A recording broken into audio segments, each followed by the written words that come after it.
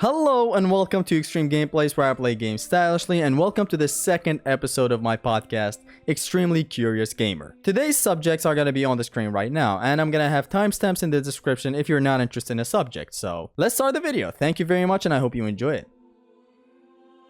Ready at Dawn Studio shuts down. So I'm pretty sure some of you guys are aware of this. I mean, everybody's aware of this, really. Truthfully, everybody in the God of War community is aware of this.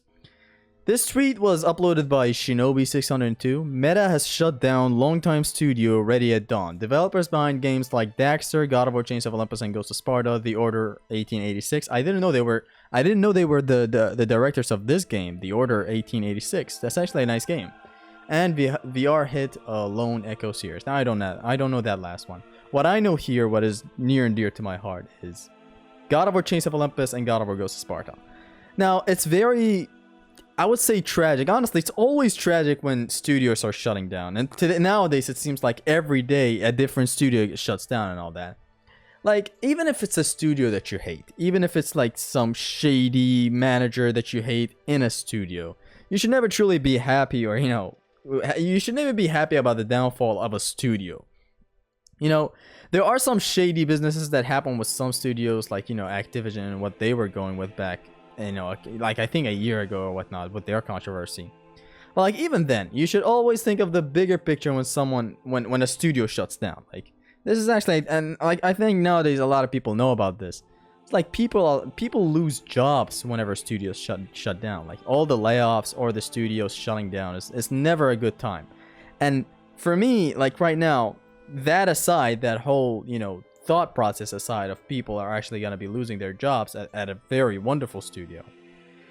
The fact that Ready at Dawn, a studio that made games that I used to play all the time when I was a kid. I used to play Chains of Olympus and Ghost of Sparta all the time. And it's not just that, like even nowadays I play them. They are actually phenomenal games made by the studio. They invented a lot of amazing stuff that the mainline Sony Santa Monica God of Wars didn't invent. Mainly the cutscene skipping. These guys knew how to cook a game, I'm gonna be honest. Like, especially with Chains of Olympus. Like, Ghost of Sparta is a sequel to Chains of Olympus. Like, they had their ground and they knew what to improve that can still run on the PSP, what they can't improve, and my god, they improved with Ghost of Sparta. But let's just first talk about Chains of Olympus. It's a wonderful game. Like, I don't know where to begin with it. For a PSP, it's a wonderful game. It's a very easy game. I'm gonna be honest, it's the easiest God of War game. It's my least favorite God of War game. But like, it is very well made for a PSP game. Like, even to nowadays, I can just replay it. I have challenge runs for it that I've done, and it's just fun revisiting this game. For a PSP game, it's way too good. For a God of War game, it is, I would say, mediocre, but still, it invented some pretty nice stuff, like a very nice secondary weapon with the Gauntlet of Zeus. It is broken, by the way, in this game. I think it's objectively the strongest secondary weapon. And it's like, cutscene skipping. Like, you just beat the game once, then you can enter another new game. It doesn't have to be New Game Plus, and you can skip cutscenes. It's amazing. It just does everything God of War 1 and 2 did in a very cute way. Like, bringing back costumes. Oh, look, how cute. A big-ass boss that you're fighting. Or, some other things here and there from the God of War elements. Like, grabs, the basic formula. Then came God of War Ghost of Sparta, which is, I'm gonna be safe when saying this. It is the better game than Chains of Olympus. Hell, it's my 5th favorite God of War game after God of War 4. God of War 4 is the 4th spot. This, I mean, it kind of is in a fight with God of War 4. I'm gonna be honest. This and God of War 4 are kind of, they're equals to me. I love them very, very much. God of War Ghost of Sparta saw what Chains of Olympus could do, and they did everything better. Literally everything better. And they invented new mechanics with an S. Because there's the beautiful tackle mechanic that got introduced into the game. There's the beautiful Theris Bane that is very, beautiful, honestly. It's just new mechanics. They were like, we forgot the rage mode in Chains of Olympus. How could we do that? There was always a rage mode, so our redemption is not going to be bringing back a rage mode that we're not going to be able to maintain on the PSP. No, it's going to be a totally unique mechanic. It's going to be a whole ass meter. And it's just honestly so beautiful. Theris Bane is such a nice mechanic. Then there's the tackle with L1 and circle, where Kratos sprints towards the enemy, then tackles him to the ground. And it's just generally, the secondary weapon is very inventive and nice. It's honestly, again, it could also be the best secondary weapon. Ready at Dawn knows how to cook a secondary weapon. It knows how to make cutscenes skippable. unlike Sony Santa Monica. But I'm hey, you know how it is. And yeah, honestly, just God of War Ghosts of Sparta is a very, very, very awesome game. To this day, it is one of my favorite God of Wars. Like, the difficulty is very beautiful. The enemy design is amazing. It's like, the enemy design, even if you fight a room with one enemy type in it, it's very, very good. Like, the difficulty is amazing in that game. The movement is very good. And honestly, the best thing about it, which makes it, I believe, my second or maybe my third favorite art style in God of War. And it's the art style. I just spoiled it before even dropping the punchline. The art style of God of War Ghosts of Sparta is very beautiful. It's that of God of War 2. But, like, I would say sometimes even rivaling it, getting as good as God of War 2, but maybe not. Like, God of War 2 as a whole is the best art style in my opinion. It's very, very beautiful. So many diverse, beautiful art styles. God of War Ghosts of Sparta does the same, but like, to think that Ghosts of Sparta exists on a PSP. You can literally play it on a PSP. It's insane. I still can't believe it. And when they ported it to PS3, it looked 10 times better. It's way too sharp, so beautiful, so clean, so it runs at a smooth 60 frames. It's insane how these two games are were made on PSP. And the mechanics they have. Like, God of War Ghosts of Sparta has other mechanics invented as well, like the Temple of Zeus, where you make red orbs post-game still useful. In the game, you use them to upgrade your weapons and whatnot. Post-game, they're still useful. Like, when you kill enemies in the combat arena, they're still a useful thing. You can use them on the Temple of Zeus and unlock new stuff. Unlock new moves, unlock... Not moves, but like... Yes, moves, actually. You unlock the Spartan kick that one-shots every enemy. You unlock costumes, you unlock arenas, you unlock... You know... You unlock a lot of things in that temple, and I can only imagine how much they could have pushed that with God of War 3, for example, or Ascension. But Santa Monica did not pick a single thing from God of War Sparta, which is weird. It has its fault. It has its, you know, things that I would critique, maybe like the lack of collision damage. Like, it doesn't have to scale, but man, them collisions are very weak. But whatever. It's just collision is a mechanic that is very, very good, but it's not the sum of a game of God of War game or whatever. But yeah, honestly, besides that, Ready at Dawn is just such a goated, you know, studio. I wish they continued nowadays for God of War. And I can explain how I wish that. I wish they continued nowadays for God of War and kept making, you know, side games. Imagine if they made games canon to the God of War universe nowadays with the Norse universe. The same thing they did with the Greek universe. They just made side stories. Which, by the way, I was about to say Bite of War. By the way, Ghosts of Sparta has one of the best, if not the best, stories of God of War. I believe it's my second favorite story of God of War. Yeah, God of War 1 is my favorite story. Then Ghosts of Sparta, then God of War 4. Ghosts of Sparta has a very fantastic, beautiful story about God of War, full of Greek myth, full of beautiful things. Honestly, it introduces you to old Sparta, to you know, young Kratos, Thanatos, Zeus, evil deeds, a lot of things, man. It's just a whole JoJo reference. This God of War Ghosts of Sparta is. I'm gonna be honest.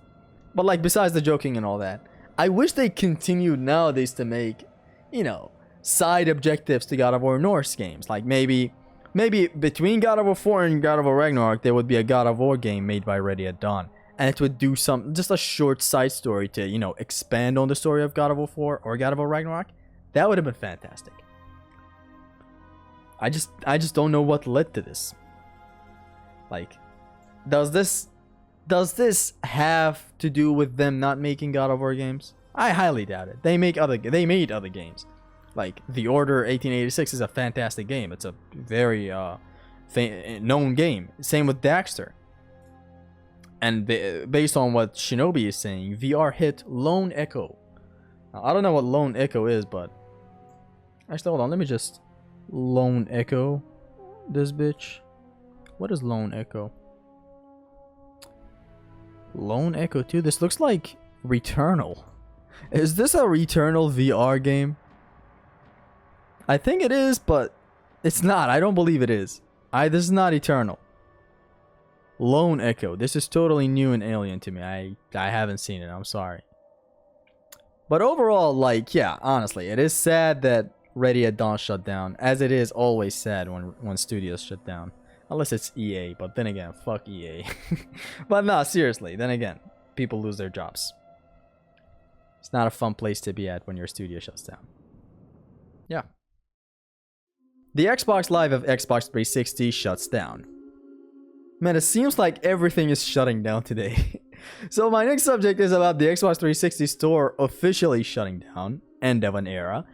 And the thing I want to talk about is the reception that it's getting. It's not like the PS3 servers shutting down. Now, there are two subjects that I can talk about today with this. First, let's talk about this. I don't know how it's kind of a humble, wholesome ending to the Xbox 360.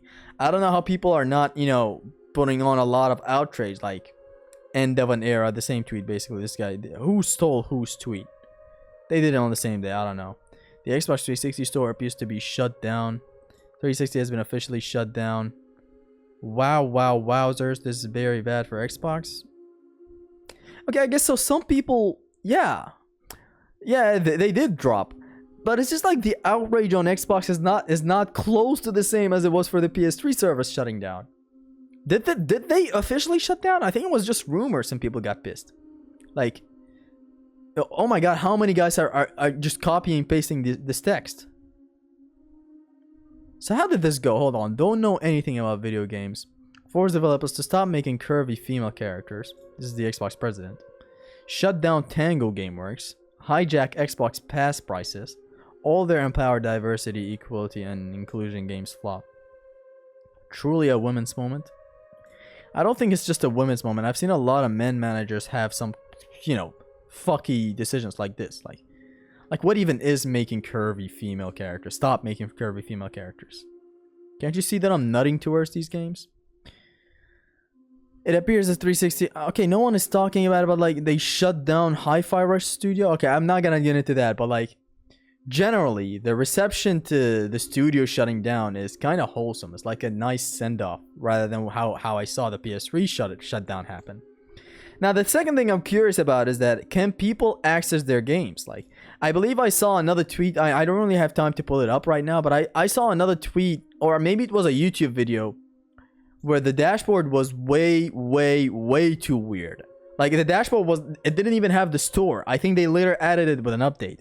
My next question is, now that the store shut down, now that the servers shut down and all that, people who've bought the games digitally, can they still, get their games? Xbox 360. Sir, oh my god, I can't type with one hand. Servers shut down.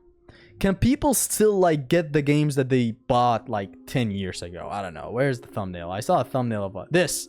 What the fuck is this? But it's worse than we thought. I think I watched this video, but I forgot his points that he brings up. But basically, I don't think the whole JTAG is looking like this. Like it's still the same thing, but it doesn't have a single option to choose from. Like it doesn't have the big box of Xbox showing media stuff and all that. So this is basically it's a nice thumbnail, honestly. It's eye-catching. Very beautiful thumbnail. But like this is the situation that happened. Can people still download their digital games? They bought these games an old time ago. Don't give me the whole oh, it's just a license that they got for the games. No, don't give me that. I hope people can still buy their games, because if one day, God forbid, this happens for PS3, I have the games downloaded. But as you know, my PS3, which I'm going to talk about it in the next section. My PS3 died and deleted everything with it. But thank God it got restored.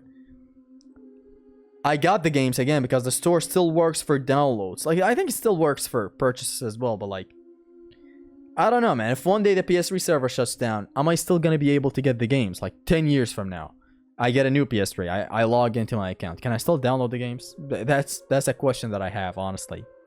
And I surely hope I'm allowed to download the games, because God of War 1 and 2, I doubt they're ever gonna get ported to current gen consoles. They fucking did some black magic on these ports, and I believe they can never port them or something. I don't know what's going on, man. I don't know. My PS3 went through a factory reset. So I made this tweet, like, it doesn't show the date for whatever reason. Twitter is that weird. Oh, August 14th. PS3 just died and took all my data with it. Yay. Sony, I swear to God, the backwards backshots compatibility better arrive any moment now. This console is on its last breath. Let the homie breathe. I'll have it on my wall as an artifact. I love it so much, but it's getting old.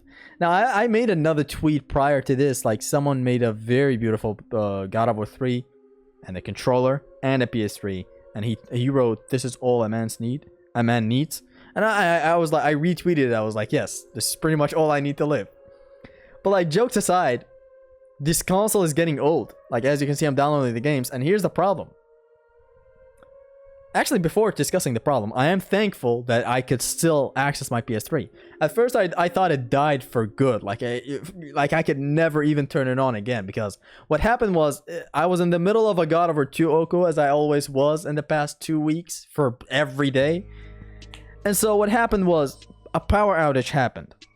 Now, I usually panic, quit the game, turn off the console so that it turns off, peacefully. My power supply stays on for like around 2 to 3 minutes. This time I couldn't skip. I couldn't pause the game or whatever. I wasn't near a manual save or something, so I had to play the game, keep on playing it, end the encounter quickly, and then shut down the console. So I quickly ended the encounter, quit the game, went to shut down, and I turned off the PS3. I pressed the button, and the PS3 bleeps a little bit, just like the PS5. It takes time to shut down. It doesn't instantly shut down. It's just like Windows or whatever. And in that process, it is forbidden. It is unholy for a power outage to happen. Right the second I press the turn off button, my power supply turns off. And so basically, it kind of says, me unplugging the plug of the PS3 from the power supply. That's exactly what happened. I turned it on after the power came back on, and I saw a message that I've never seen on the PS3 ever before. It was so blurry as well, I could barely read it. Connected my controller, tried to reset the hard drive or whatever. It said it stopped at 37%. It never went past that. Thank God I went to YouTube, because I was losing hope. I thought the PS3 died and I had to buy another one and whatnot. Pain in the ass. Pain right in the chocolate star. But thankfully, I went to YouTube and there was a solution for it.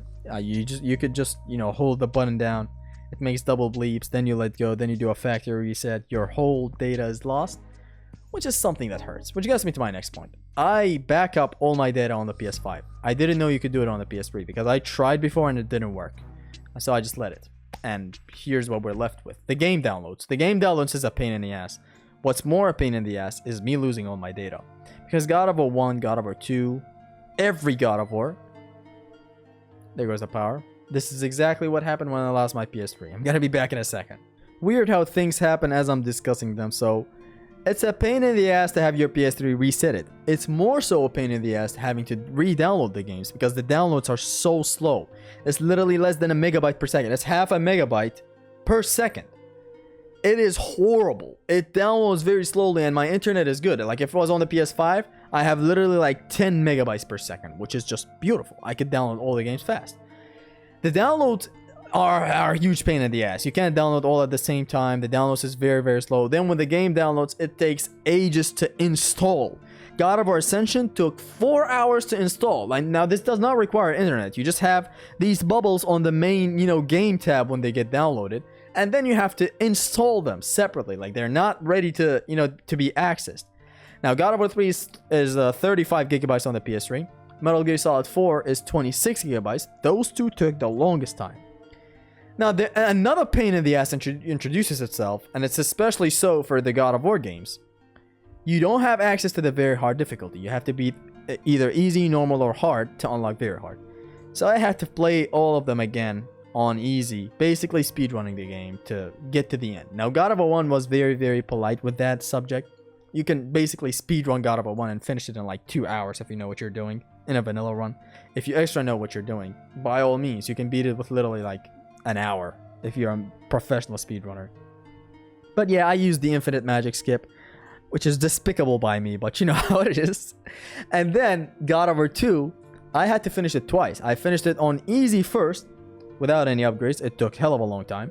Then I had to finish it on very hard to unlock the New Game Plus, because that's the way I go about the Oko. I have to start a New Game Plus from the beginning without any upgrades so that I can skip the cutscenes whenever I do Okos, because if I can't skip cutscenes, that's like 35 minutes just for the prologue, whereas it's reduced to like 18 minutes if I do it with a New Game Plus. And I die a lot in that run, so you know how it is. The whole game restarts. And man, with this whole debacle, I realized Ascension does not allow you to skip cutscenes. To skip encounters, sorry. It does not allow you to do so. It's a fucking...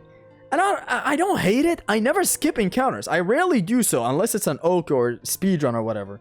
I don't skip encounters. I shouldn't hate this, but like, for this situation that I'm in right now, going through easy mode, I know I'm clearing encounters with the shield plumes and all that, but like, I just want it to be quick so that I can have very hard unlocked so that I can do my casual runs again, but it's a pain in the ass.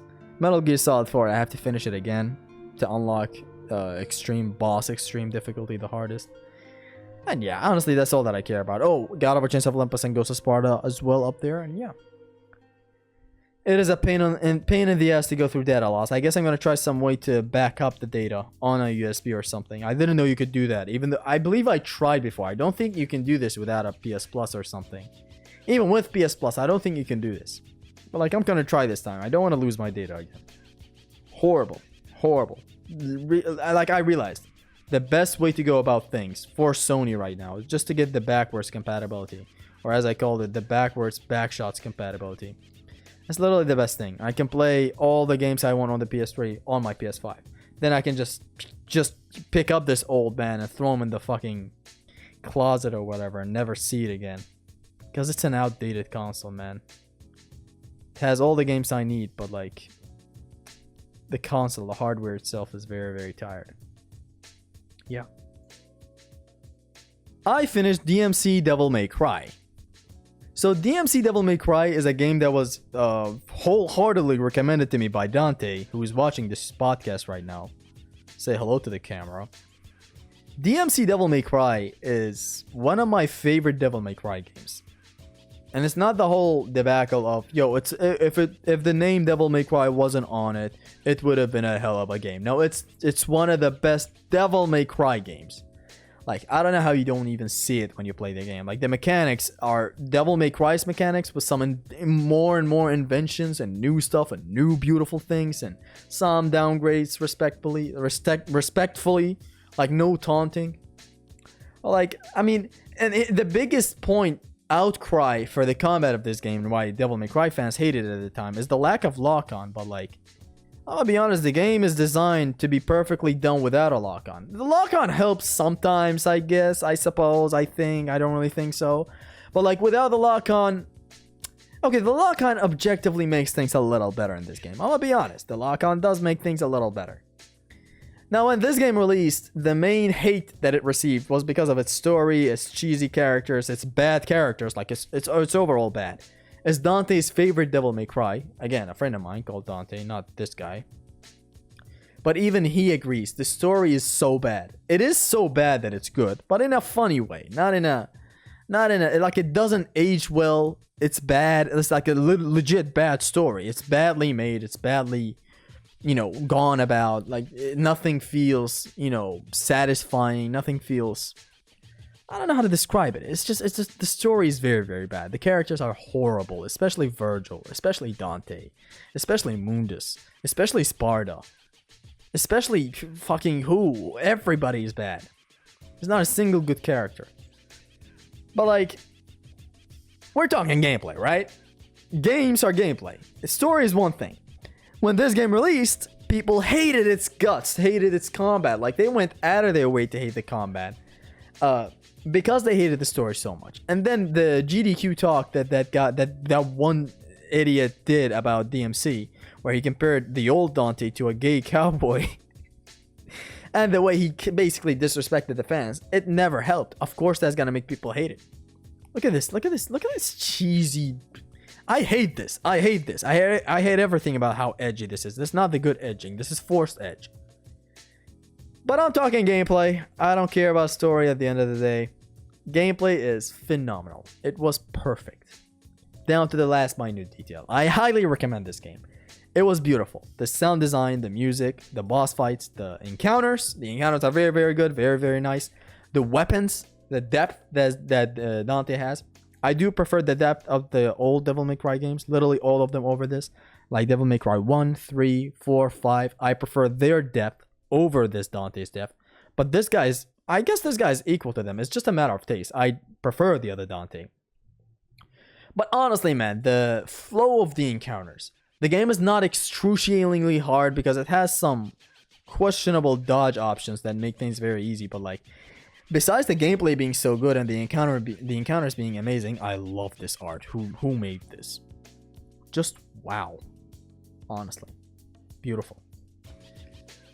The game design is very, very beautiful. So, while you have amazing gameplay, the game design is also amazing, just like the other Devil May Cry games. Like, it didn't completely feed off to the Western audience, where it's just a story. No, this one has I would say perfect game design. It has amazing encounter pacing, amazing boss pacing. I would say amazing weapon spacing, the way you get weapons. Like, you're like an hour into the game and you have a lot of really nice weapons. You have some nice equipment, and the more you go on, the more you get better weapons. And I love the shotgun. I love the gauntlets in this game. I love a lot of things in this game's combat. The pacing of platforming, which is I love the platforming. Speaking of platforming, it's very, very beautifully done. It's very well done. There are secret missions involving platforming. They are very, very good and very well done, honestly. The platforming is very, very good here. And like the grapple mechanics, all of these, honestly, it's very, very nice. It's a very, very nice game. I'm glad I played it to the very end. Now, I did start this like a couple of months ago. Here's the worst character in the history of fiction. I did play this like a couple of months ago, but I then took a long break. It was this game, Kingdom Hearts 1, and Metal Gear Rising. These 3 games, I got them at the same time, but didn't continue on playing for reasons. But now I returned to them, and man, obviously I prefer Metal Gear Rising over this and over every game except God of War 3. But like, this right here is respectable. I love this game, and I love that Devil May Cry 5 came out, and now people can just revisit this game for the gameplay. Please do revisit this game. The mechanics are amazing. You're being blinded by hate. Understandable. Your character got scrutinized. He got crucified. He got all sorts of poetic diss tracks. But I'm gonna be honest, the gameplay is amazing. The boss fights are amazing. The encounters, the game design is amazing. There's a lot of options. Bloody Palace, difficulties, enhanced difficulties, turbo mode, costumes, and not just reskins. Costumes, actual costumes. Virgil has an actual campaign that you can play. I hope not. I hope you guys are listening to this and you're not skipping past to the next chapter. But yeah, that's all that I have to say about it. Fantastic game. Can't wait to get into the mastery level that I want to get to, but in a far future. Right now I'm focused on Devil May Cry 1 mastery, but yeah, I don't want to digress too much. This game is amazing, honestly. I'm glad I played it, which I did play it like 10 years ago on the PS3. I played the demo. I didn't really feel like buying it at the time, but I did feel the demo a little bit. The demo was kind of good. Man, a lot of DMC elements are in here, and then some. And then a lot, actually. Not then some, but like, you know, yeah. Very, very amazing game. Play it. Yeah. DMC. They have DMC in the title twice, just to make sure you want to go ahead and visit it. Oh, can't you see? DMC. Do you see that? DMC. I wish they added a third one. Like, DMC, and then DMC right here, and then another DMC right here. Please play the game. But no, seriously, on a serious note, play the game. It's very, very beautiful. These types of art styles are beautiful. I love these portraits. This is not the only one. There's another one where Dante is trying to strike Virgil. There's another one where I don't know how to find these. I don't really want to extend this chapter too long, but like, these art styles are beautiful. This kind of way of, you know, painting these things. Very, very beautiful. Amazing. Play this game. I really like it. Pay attention to the story as well. It is cheesy in the way that you may or may not like it. I don't know. But the sound design, the music, the boss fights, the personality that they have is amazing, honestly. Only the boss fights. And yeah, play the game. It's amazing. Open world games are everywhere. Now, I have talked about this in my streams, as I always do. Most of these subjects I have talked about them on streams, but this is a more streamlined, more clean version of me talking about it. You see all these games, they kind of, like, let's take Rockstar games out of the picture here. Let's take some games that kind of have to be open world out of the picture. Rockstar games just designs open world games. They have some games that are not so open world, but generally they're known for their open world Grand Theft Auto games, Red Dead Redemption games, you know, like these types of games. They do have LA Noire and some other games that are not so open world, but yeah. Now, there's a trend that I hate, which is a card that a lot of game devs use. It's a card that gets used for nearly every studio that makes games. I understand it when a superhero game is open world. I understand it that Batman Arkham games are open world. Come on, what do you expect? I understand that Marvel Spider-Man is open world. You want to swing. But like God of War being open world is not something I truly like. Elden Ring being open world is something it is something that made me not want to play the game so much. Wukong that just released, not being an open world, makes me want to buy it all the more. Every game, it seems like, man, every game that releases nowadays is an open world. Now there are exceptions other than the action superhero games that I just mentioned that are open world that I truly like. There's prototype games. Now these games are open world, but they're so bad shit and edgy and crazy, and you know, they appeal to me. I like them. There's Metal Gear Solid 5, which is also an open world, but god damn it, I like it for how open it is. I like it for it allowing mission select. I like its game design, how it's a sandbox and you can try everything. I'm 100% sure I missed like 60% of ways, you know, to approach an encounter. Just one encounter. Like, I remember just landing into Afghanistan, being stuck at one base that it was very small. Like, it had like 5 or 6 guards. It wasn't even a big mission base. And I kept on restarting because, man, I had a lot of fun. I approached it in many different ways. I tried many different things. It's like, it's very, very nice, very open, very, very, you know, complex. It has a lot of depth. I love it. There are some games that make the cut. Even though they're open world, I still like them. And honestly, God of War 4 and God of War Ragnarok still are. Like, they're open worlds, and I like them. But I try to stay on the main path all the time because that's what I'm most interested at. Like, I know they do pay attention to the side quests of the open world and all that, but please stop it with this trend. Everyone is using this trend. Everyone. Like, let's name some of the industries. I believe Devil May Cry is gonna go open world next, which thank god Devil May Cry 5 didn't. Bayonetta, that's the last card that they pulled. They tried to go open world and it messed with the game design. Thank god they kind of regressed from that back, you know, at the last moment, but like, the approach kind of messed up the game's game design. You have some other games that have no business being an open world. Elden Ring. I know the world is beautiful. I know the art style is beautiful, but man, why the fuck is it an open world? Why? Like, look at how compact the other Souls games are, and you can prefer Elden Ring, but that says something about you. You kind of tolerate open world games more than I do. I only tolerate them when they're either Zelda, which I haven't played, but I'm sure I'll get to, and I'm sure it's gonna be amazing because all this praise can't just be for nothing. All these people praising Zelda, you know, Breath of the Wild and all that, it can't be just for nothing. Excuse it. Oh, there's Metal Gear Solid V: The Phantom Pain, one of the best games of all time. The open world helps with the mission structure as well. It's like there are some missions where it tells you there's a huge area all in one mission. It's very, very beautiful. And the game makes up for it. Like, it's an open world. The game makes up for it. You have Snake running like a fucking super soldier that was made in a lab. I always make this joke. The guy runs like a fucking... He runs like PewDiePie's PC. I don't know. I can't even come up with a joke. But the man runs like a super soldier. I love it. There are vehicles. There's a horse that you can use. It's very, very amazing. You don't even need a fast travel. This is the only open world where I can comfortably say you don't need a fast travel for it. Like, it's very, very good. Like, Red Dead Redemption is one of these games. It's some Rockstar games. It's excusable. It's just like GTA 5, just like GTA 4, just like GTA San Andreas, whatever. It is very, very slow, focuses on hyper-realism, but that's what makes it unique. I hate the fact that it takes that long to, you know, loot enemies and all that. But I make it fun for myself. I don't use the Deadeye. Like, I'm doing a run currently. I never use the Deadeye. I never get behind cover so much and just L2, R2 every enemy with auto-aim. I turned off auto-aim. Like, I make the game fun for myself. I know how to, you know, treat Rockstar games. They require time. They require you to be slow. They are made with a lot of depth and focus and, you know, respect to the craft of video game art. I respect it. I love it. But when a game like Elden Ring is open world, I fucking hate it. I'm sorry, I just do. Far Cry has always been open world, whatever, but like nowadays every game comes out and it's open world. Like, I'm looking at my game library right now, and honestly I can just pick up, like, imagine if the next Doom comes up and it's gonna be an open world. Imagine if the next Resident Evil comes down and it's gonna be an open world. I'm gonna hate that. Not hate. Like, I'm a huge Resident Evil fan, like, I would say a fanatic as well, but like, Assassin's Creed turned way more open world than it used to be.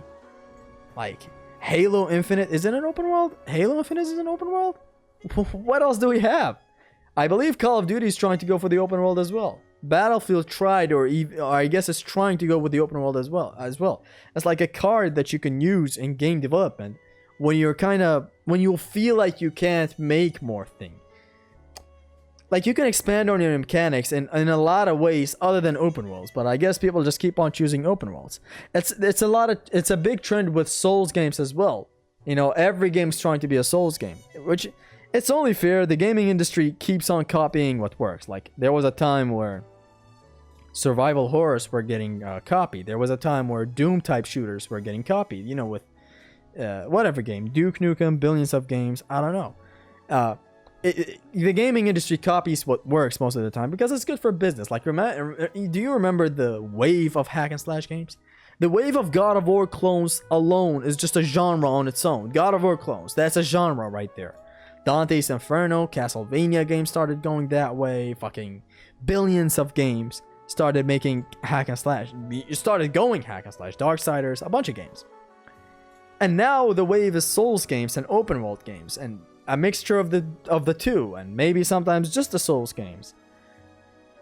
I don't know what to feel about it, and especially tackling the AAA scene of video games. Like, I'm pretty sure Horizon Forbidden West, Horizon Zero Dawn, these are open world games. I'm pretty sure, yeah, I guess The Last of Us is not as much of an open world game, or it's not an open world game, but it's good that it's not an open world game.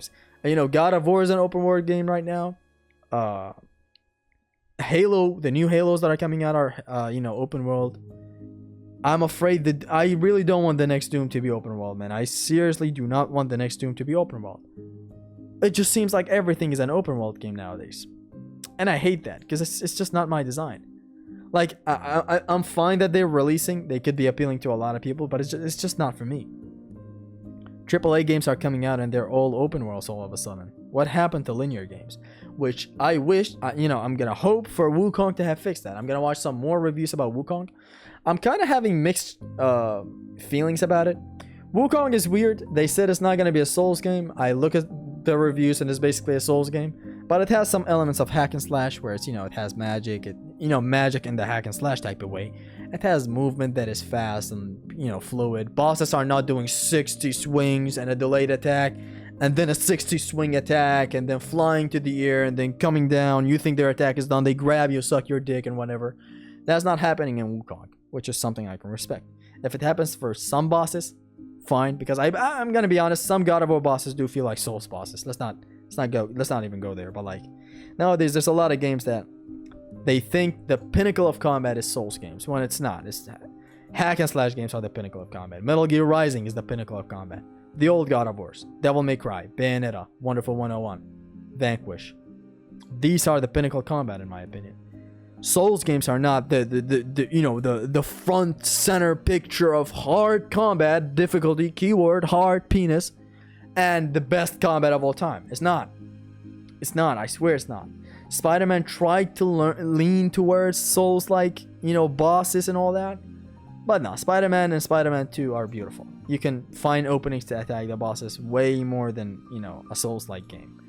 Which there are some Souls-like games that come out that, honestly, they do a fine job, inventing new things. But these are the exceptions, not the rule, unfortunately. Yeah, this was the subject. Open world games are everywhere, and so are Souls-like games. Yeah, moving on. Lex beat the allegations. So, who's not aware of this, honestly, at this point? The fucking cringe Snapchat conversation that he had with his ex. The back and forth they had with Google Docs. Now, here's the thing I want to talk about Lex.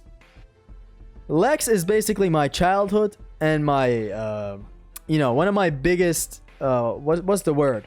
One of my biggest, reasons on starting YouTube. He's one of my biggest, influences on why I started YouTube. I love this guy. I've been watching him for a long time. I love the way his content is made. My top 5s are literally brought from Lex. Like, I literally just snatched his idea. It was his and the Smith Place, Patrick, his and the Smith Place idea. But like, see, I don't think he has top 5. Lex, top 5s. I basically borrowed this idea and applied it for God of War. Here it is, 83 top 5s, billions of categories, billions of ways, billions of top 5 weapons, top 5s Shangri-La secrets, top 5 hardest zombies maps. I don't know why the sound's not coming. Nikolai, top 5 wives. See, silly ideas like these, it's just so funny. Top 5 doors, top 5 everything. I love Lex. He's my biggest influence to making a YouTube channel. Now, to see him go through a drama like that, I was skeptical at first. You know, at the time I first read it and at the time I saw the video, I was greatly misled. Which is a way, you know, getting misled is one thing. We're humans, we get misled, we're not perfect, but like, there's a different type of getting misled that I'll get to in a second. But I'm gonna speak on my experience. When I first saw it, and then the girl, the Hello Kitty girl, posted a video where Lex was touching her chest and all that in a sexual type of way. And in the context where she said I was 16, he was 19, which was a lie. It turned out they met when he was 17, she was 15. And it's like, all these people are saying we owe an apology to Lex and all that. Here's the thing. I got the thing wrong. I got pissed. I went into Discord. I was like, what the fuck? Evil Lex is now a diaper sniper? It's fucked up. Why is he that way now? We heard it about a lot of people nowadays. Dr. Disrespect, everybody's EDP and whatnot. I got pissed. Admittedly, I did get pissed. I was like, this guy is my biggest, you know, influence to making YouTube. And then to hear these types of news. But I still kept my anger to myself. I was like, let's dive deep into this. Let's see what happens. Because I care about this man. I know he probably will never see this video. He'll never hear these words. He'll never know I'm such a big fan. And he's been such a big influence on my whole channel. But I still care about this man. Because I went through somewhat of the same thing. Women are crazy and so are men. It's not just, you know, oh, all girls are like this. No, there are men that are actually evil in the world and destroy a pure innocent girl. It does not go just for women or just for men. Trust me, it's both dynamics. Both are equally pieces of shit sometimes. But that's besides the point. I was like, let's dive deep into this. So I dived into his Google Docs that he released. I dived into the Hello Kitty girl. I'm not even gonna name her Twitter so that you don't search for it and bring her more attention. She did this. I'm sure she did this just for attention. Come on. Which, if you watch the whole video, which is the best response video that I've ever seen, it's this and PewDiePie's video. Honestly, PewDiePie. I remember when he made a response for saying the N-word on stream. It was kind of mature. It was like he didn't even say, I was under this, I was that, I was under stress or nothing. No, he just apologized. He knew he was wrong.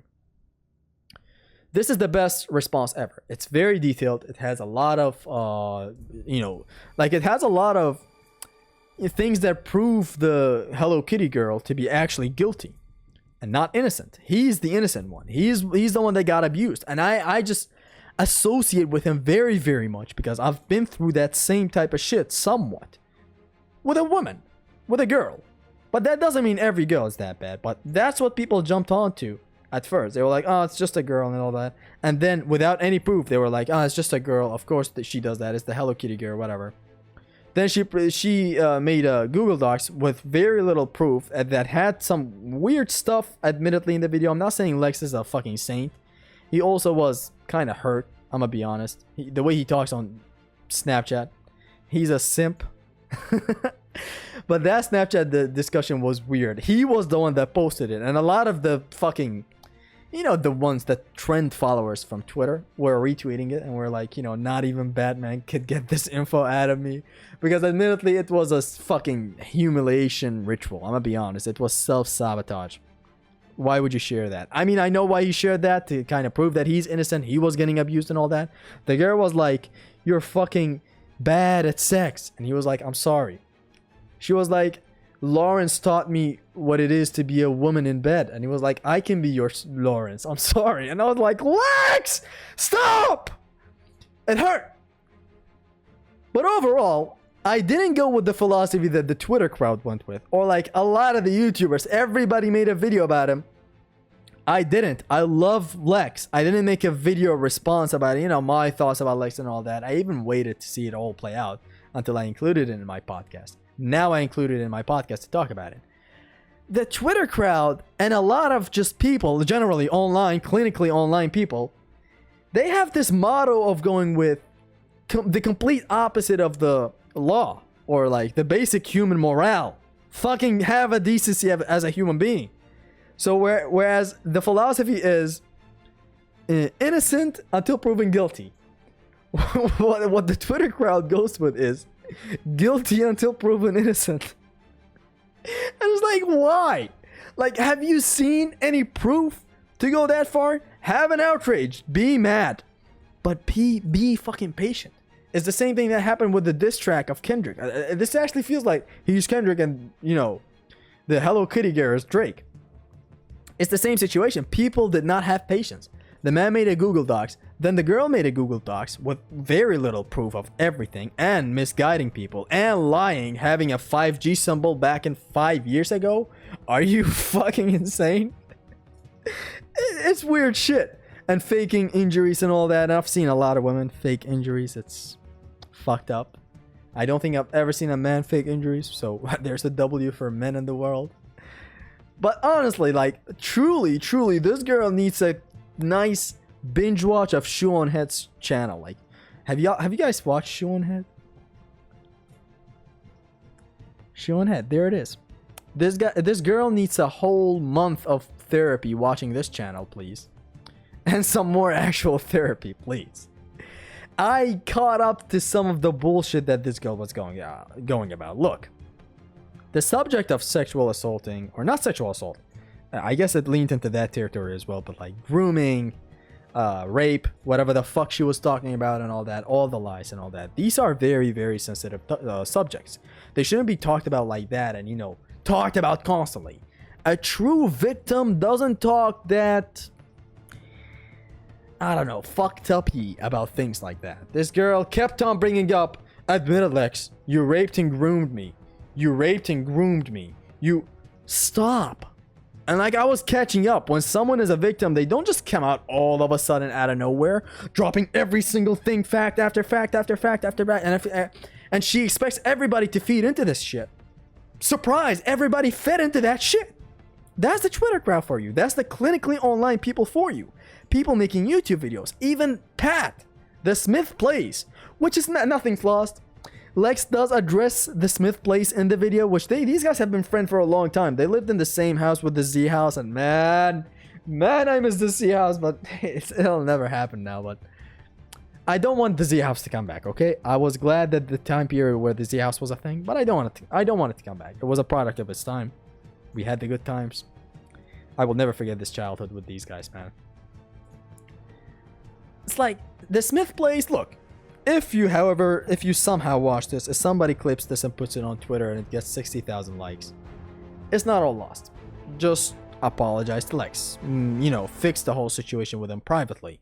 You made a mistake. That's it. It's not as big as the mistakes of JC Backfire and NoJ456, bro. He fries these motherfucker on this video, and it just catches you so guard. It's just like Meet the Grams from Kendrick. I swear to God, the similarities are just so uncanny. He just suddenly catches you up with that in a chapter of the video where he just fucking exposes everybody for being a shady motherfucker. Wow. He reaches a video and I was watching. I was like, oh, Lex and all that, and I'm just shocked. Every second my eyes grew even wider and wider. My jaw dropped. I couldn't blink. Noah J456, the guy I used to sit down from like 12 a.m. to 3 a.m. watching his streams, playing Shadows of Evil. JC Backfired with all the wholesome video with Jason Blundell and all that. I'm a huge Call of Duty Zombies guy, which Zombies did when it went open world as well, ladies and gentlemen, as you can pretty obviously see. Fuck. Anyways, he just back to Pat. Whatever. I'm not gonna keep on going about this video. Watch the video yourself, and then watch Tim Hansen's video, which he says the same thing that I said. The whole motto of guilty until proven innocent, rather than the right thing, which is innocent until proven guilty.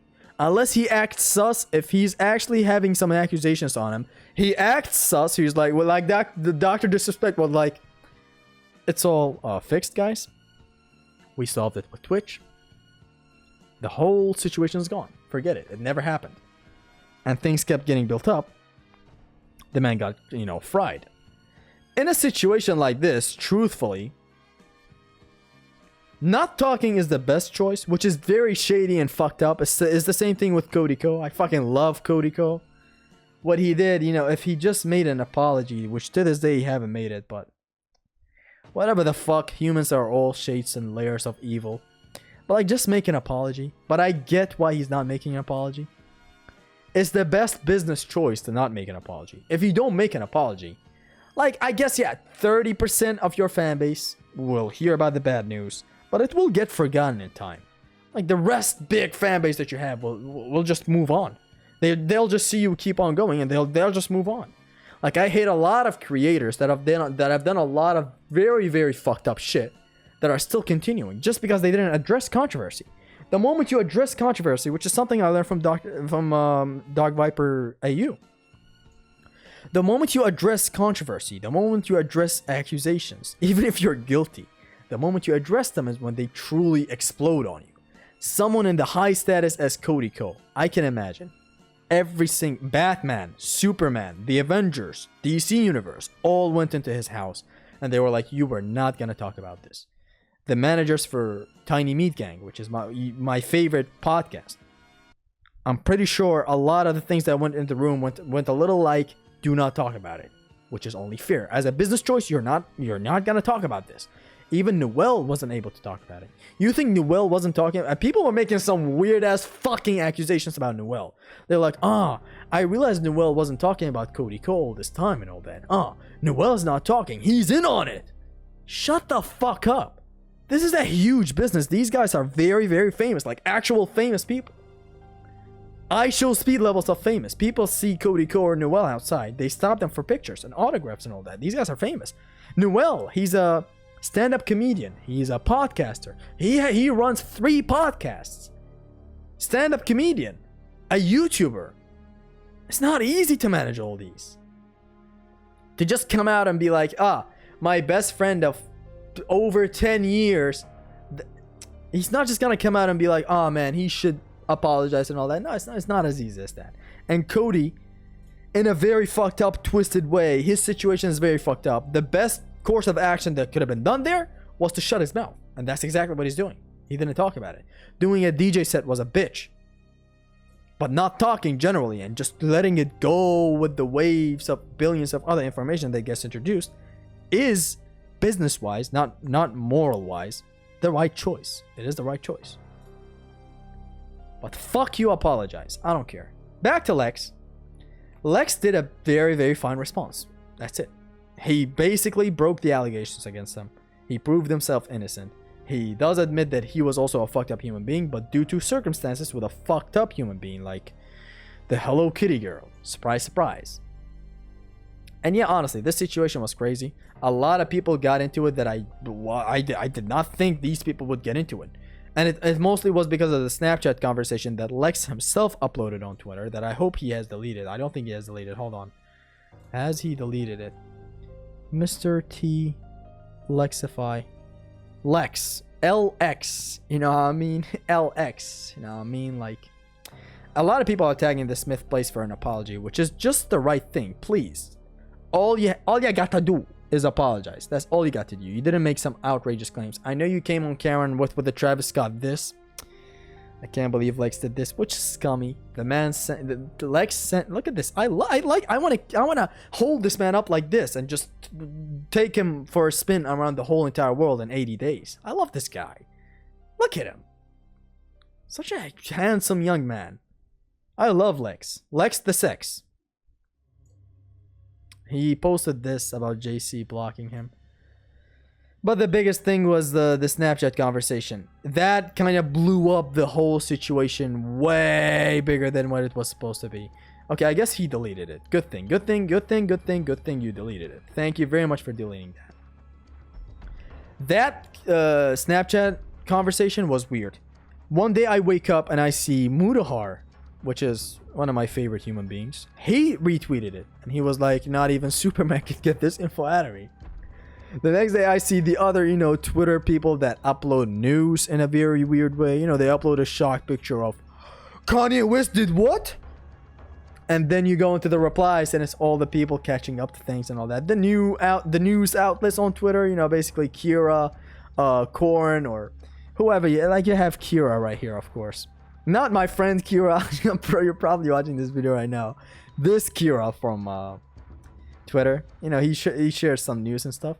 He retweeted the Lex video. And a lot of people that I was like, why the fuck are these guys involved with what? Lex? Kira? Korn? Lex? How does this even fit? How's that even a thing? And let's not watch the remainder of these tweets, please. But yeah, some people that I never expected to know about Lex were suddenly in on the conversation, in on the whole drama, because of that Snapchat conversation that Lex shared. That's why you have XQ. I'm very pissed at this guy. Reaction channel. Lex. I mean, XQC reacting. You have people like fucking Asmongold, the most despicable human being, reacting. You have people like Optimus covering it. Optimus, the drama channel. Like, I think Patrick CC is gonna cover it as well. Everybody's in on it because it got way bigger than it was supposed to be, because of that Snapchat conversation that Lex shared. Lex the Sex only put that on Twitter to prove his innocence, to prove that he was the one being innocent and abused and being forced to pay a lot of fucked up shit. Watch the video. And of course to prove that his Hello Kitty girl was the true groomer, cheating on him with an actual minor. She was 21 and the guy was 16. What do you even talk about with a 16-year-old, man? Like, grow the fuck up. Whatever, I'm not even gonna talk more about this. This subject is a fuck up, and I had to talk about it on this podcast now that it's all died down. Thank God, MrTLexify, Mr. Lexi, LX survived this situation. Rightfully so, he deserves to. Yeah, that's the Lex situation. Lex the Sex. Ladies and gentlemen, thank you very much for watching this episode of the podcast. Leave your thoughts down in the comments, and I hope you leave some interesting questions for me to answer in the third episode of the podcast. This is going to be a new running series where I answer your questions, your most interesting questions, near the end of my podcast, just like Dark Viper AU's rambles.